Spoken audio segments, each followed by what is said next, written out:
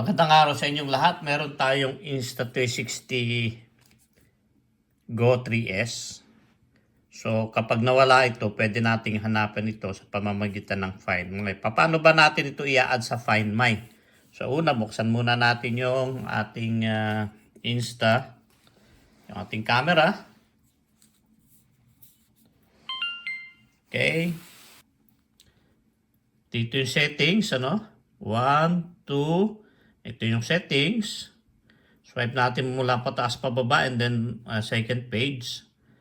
At doon na tayo sa settings. And then Wi-Fi settings, connect to app, webcam zoom, anti-flow, your language, apply find, Apple Find. Kita nyo yan. Apple Find. I-click nyo lang yan. And then start pairing. Click nyo yung start pairing. Ayan. So, ngayon, buksan naman natin yung ating iPhone. So, yung ating iPhone o yung aking ID. And then, sa iPhone, nandito yung ating Find My. Buksan natin. And then, nandito tayo. I-click natin yung add. Diba? Yung plus. Add another item, and then nahanapin niya yung item. Instago, natin to, connect, continue, and then makikita ninyo pairing na, sabi sa ating Insta.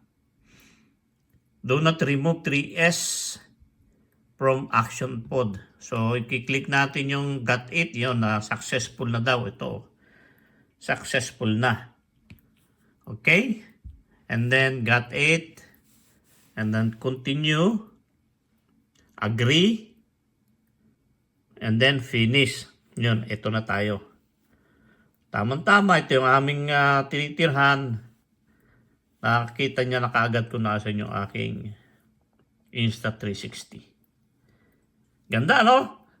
Please follow, subscribe sa ating mga susunod pa mga video. Thank you. God bless you.